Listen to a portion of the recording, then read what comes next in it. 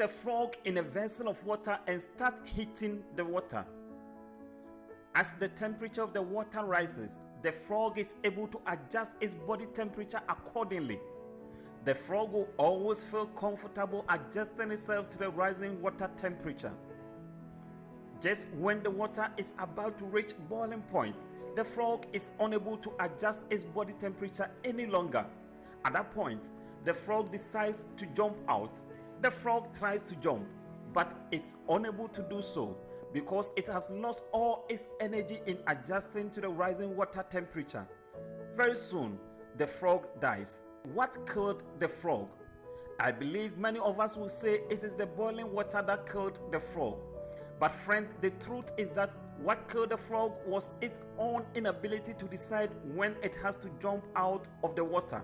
Oh friend, had the frog jumped earlier when it sensed that the water was getting hotter, it wouldn't have died. Friend, it is so sad so many of us are just like the frog.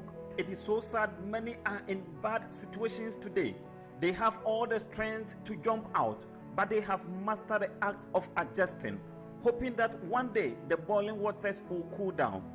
So many great men and women have fallen. They fell because they trusted in their strength. They fell because they stayed too long at the time when they needed to jump out. So many great men and women have fallen because they couldn't sense the danger. And the time they realized the waters have started boiling, friend, it was too late for them to jump out of the boiling waters.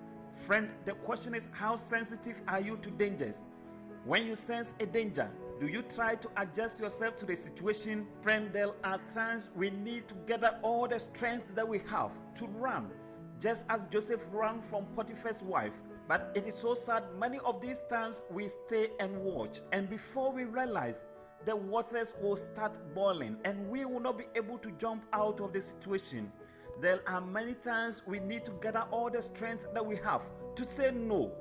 But it is so sad, many of these times we keep quiet and watch in silence. There are many times that we need to gather all the strength that we have to jump out of the bad situation. But it is so sad, many of these times we adjust ourselves hoping that things will change one day.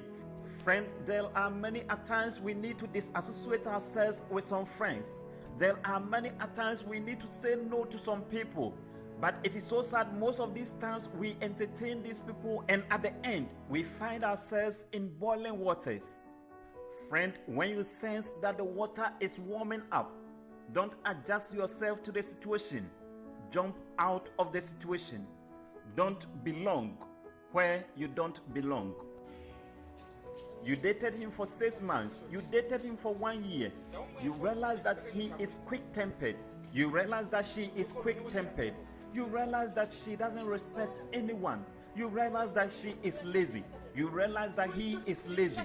When you were dating him, when you were dating her, you saw something about him. You saw something about her that you didn't like.